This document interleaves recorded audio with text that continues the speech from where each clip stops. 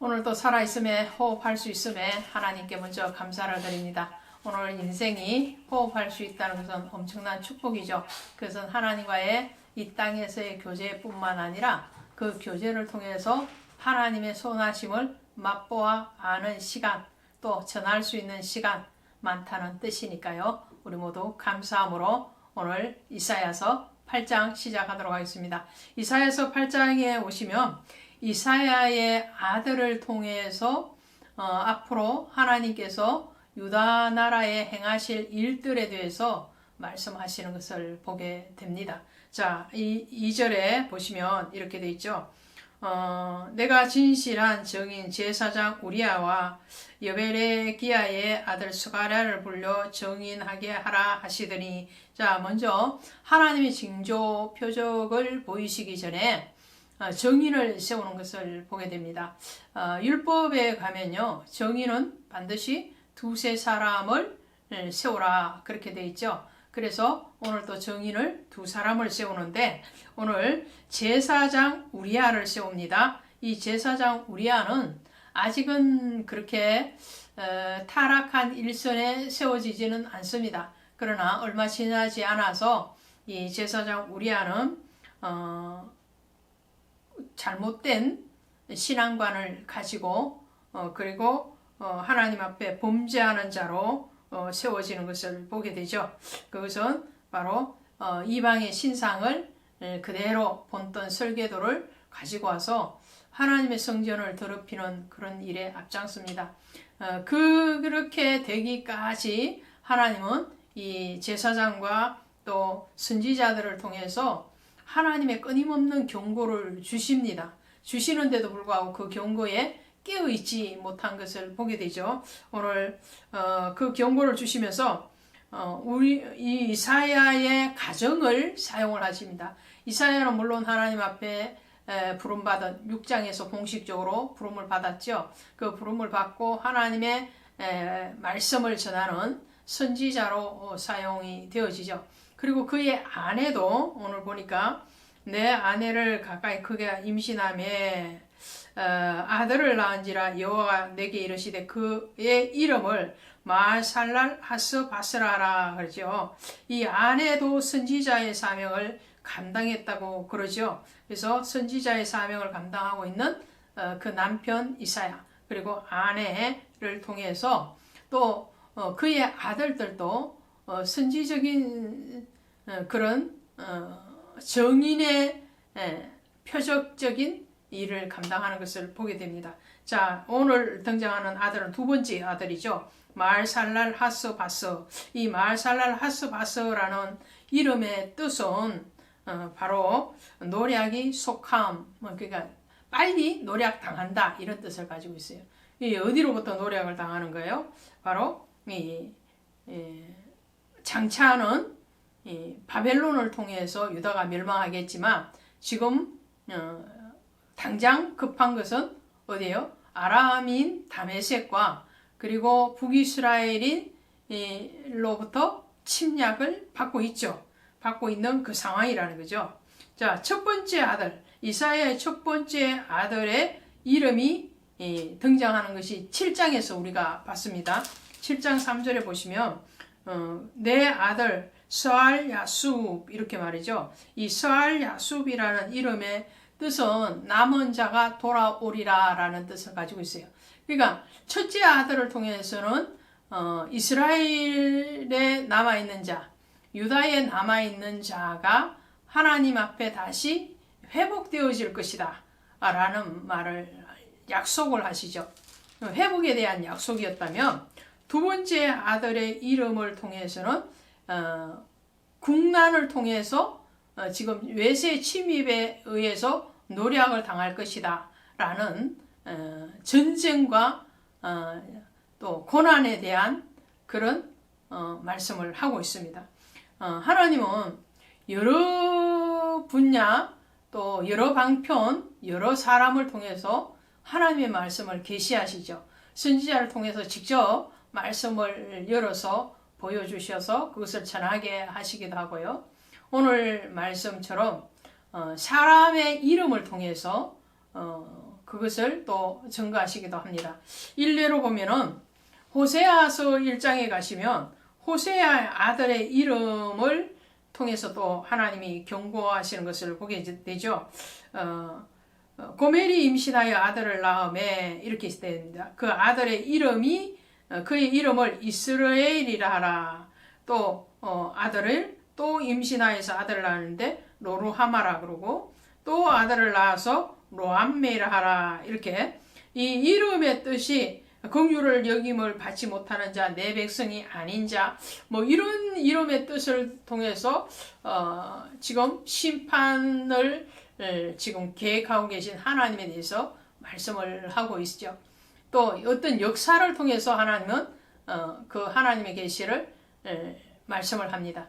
그러니까 하나님은 어떻게 하든지 우리가 깨달아지게 하게끔 하시기 위해서 여러 도구, 여러 방법을 사용하시는 것을 보게 됩니다. 그만큼 우리를 사랑하신다는 거죠. 그러함에도 불구하고 이 이스라엘과 유다는 어떻게 하느냐면 하나님을 알지 못하는 그런 하나님의 그 깊은 사랑에 대해서 깨닫지 못하는 어리석은 자의 모습을 가지고 있죠.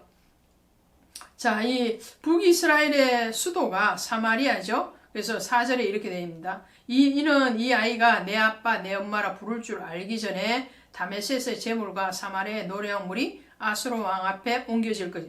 아수르의 침입을 통해서 이 다메섹은 아람의 수도거든요. 그리고 사마리아는 북이스라엘의 수도인데 아람과 또 북이스라엘의 침입이 왔다는 거죠. 그런데 그렇게 침입을 했던 이 다메섹과 사마리아도 결국은 아수르에 의해서 멸망을 하게 되죠.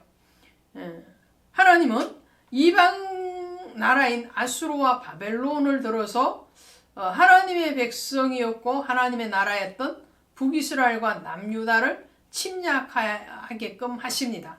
고난을 주시는 거죠. 징계하시는 거죠. 그러다가 하나님은 다시 하나님의 나라를 침략했던 이 아수르를 바벨론에 의해서 멸망하게 되죠. 이렇게 몽둥이를 들어서 사용을 하시지만 그 몽둥이를 통해서 하나님의 일을 하고 나면 그 몽둥이의 사역을 했던 이방 나라를 하나님 다시 징계하시는 그런 모습을 보게 되죠. 자, 그 다음에 6절에 보면 이 백성이 천천히 흐르는 실로아 물을 버리고 이 실로아 물을 버렸다. 이 실로아가 뭐냐면요. 예수 그리스도를 뜻하죠. 실로암 물인데요. 히스기야 왕 때에 실로암 연못을 팠잖아요. 그래서 그 연못의 물이 그 예루살렘 성을 타고 흐르게끔 했는데 아직은 히스기야 시대가 아닌 거죠. 히스기야의 시대 아닌데도 불구하고 실로암 물이라고 해요. 이 물은 수로 공사는 되어지지 있지 아니지만 물은 여전히 흐르고 있다라는 거죠.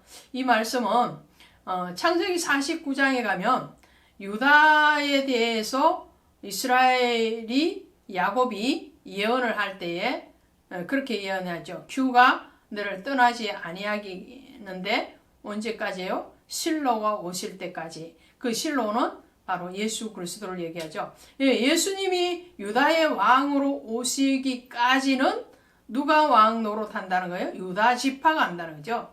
유다 지파의 왕의 마지막이 누구냐면 예수 그리스도예요. 완성이죠. 완성. 그 실로가 오시기까지 그랬어요. 또 요한복음 9장에 가시면 날 때부터 맹인된 자를 예수님이 만나셔서 그에게 진흙을 눈에 발라주시고 그리고 오늘은 실로암 물에 가서 씻으라 그러죠. 그 실로암을 번역한 적 보냄을 받은 자라는 뜻을 가지고 있어요. 그 보냄을 받은 자가 누군가요? 바로 예수 그리스도죠. 예수님을 뜻한다 그러죠. 실로암 물을 버렸다는 것은 예수 그리스도의 은혜 또 하나님의 은혜를 버렸다 이런 말, 언약을 버렸다 이런 말을 가지고 있죠. 그럼에도 불구하고 하나님의 사랑은 어떻게 해요? 끝까지의 사랑이에요. 죽기까지. 예수님께서 죽기까지 마지막까지 그의 제자의 발을 씻기시고 사랑하시는 것 같이 그런 사랑이죠. 8절이죠. 홀로 유다에 들어와서 가득하여 목에까지 미치리라. 임마누엘이여 그가 펴는 그 날개가 내 땅에 가득하리라. 자, 8절의 말씀인데요. 이 북이스라엘에서부터 진노의 물이 흘러나오는 거예요. 진노. 이거는 은혜의 물이 아니에요. 진노의 물이에요. 하나님이 북이스라엘이 이방 신상을 숨기고 하나님의 성전, 하나님의 예배를 더럽혀진 것에 대해서 북이스라엘부터 먼저 치시잖아요. 이웃 나라를 동원해서 치시는데 그것이 북쪽에서 그런 징조와 그런 현상이 일어난 것을 남유다가 보고 교훈을 받고 자기들은 우상 섬김에 빠지지 말아야 되는데 그대로 받아들이는 거예요. 그것이 좋은 물이고 좋은 전통이고 좋은 또 하나님의 교훈이라면 받아들이는 것이 마땅한데 그렇지 않단 말이에요. 그렇지 않음에도 불구하고 하나님이 이사야를 통해서 그의 아들의 이름을 통해서까지 경고를 하셨음에도 불구하고 유다도 여전히 실로와 물을 버리고 이방 신상의 그 섬기는 죄악의 물을 그대로 답습하는 거예요. 그러니까 그 물이 진노의 물이죠. 진노의 물이 목에까지 찼다는 거예요. 이제 목에까지 찼다는 것은 뭐예요? 이제 좀 더 있으면 잠기는 거죠. 잠기면 자 에스겔서에 나오는 것처럼 은혜의 물줄기가 발목의 신앙에서 무릎신앙으로, 무릎신앙에서 허리신앙으로, 허리신앙에서 어깨로, 그 다음에 헤엄쳐 능히 건너는 그런 단계, 은혜의 물이 차올라야 되는데 지금은 반대예요. 진노의 물이 차고 넘치니까 목에까지 왔어요. 조금만 더 있으면 이제 익사를 하게 되는 거죠. 그때에 하나님은 어떻게 해요? 하나님의 자식이니까 아무리 못나도 아무리 말썽을 부려도 내 자식이니까 버릴 수가 없잖아요. 하나님이 하나님의 독생자 아들 예수 그리스도를 통해서 구원할 그 백성이기 때문에 임마누엘이 뭐예요? 하나님이 우리와 함께 하신다잖아요. 예수님의 또 다른 이름이잖아요.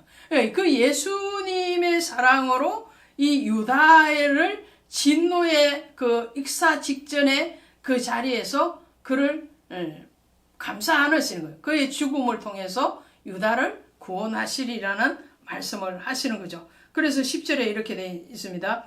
너희는 함께 계획하라. 그러나 끝내 이루지 못하는 말을 해보라. 끝내 시행되지 못하는 이는 하나님이 우리와 함께 하심이니라 그랬어요. 하나님이 끝내 어떻게 해요? 이 백성을 버리지 아니하실 진노 가운데서도 그들을 이방의 나라를 통해서 징계하실 것이나 그들을 멸망하게끔 하시니라. 그 영혼의 멸망을 얘기하죠. 국가인 유다 나라는 이제 얼마 지나지 않아서 바벨론에 의해서 또 북이스라엘은 아수르에 의해서 멸망할 거죠. 멸망하지만 그 멸망이 끝이 아니잖아요. 바벨론 포로로 잡혀가지만 70년 후에 다시 돌아오게 하시잖아요. 그것에 대해서 약속을 하고 계시는 것을 보게 됩니다. 이 이사야의 그 마음이 지금 어디 있느냐면 17절에 있어요. 이제 야곱의 집에 대하여 얼굴을 가리시는 여호와를 나는 기다리며 그를 바라보리라. 그러면서 마땅히 율법과 정거의 말씀을 따를지니라고 또 한 번 더 이 백성들에게 외치는 거죠. 이사야는 지금 하나님의 진노가 유다에 어떻게 임할지를 압니다. 그럼에도 불구하고 얼굴을 가렸다 그러잖아요. 야곱의 집에 대해서 이스라엘에 대해서 얼굴을 하나님이 이제는 그를 보지 않겠다 라고 말씀하심에도 불구하고 여전히 그 하나님을 기다리고 바라본다는 거죠. 왜요? 임마누엘 그분이시기 때문에 그렇습니다. 오늘 우리에게도 동일합니다. 정말 하나님의 징계하심을 우리는 여러 현상을 통해서 지금 보고 있습니다. 경험하고 있습니다. 그렇다면 우리의 마음을 돌이키라는 소리겠죠. 그 임마누엘 주님이 기뻐하시는 돌이킴이 일어나기를 원합니다. 고맙습니다.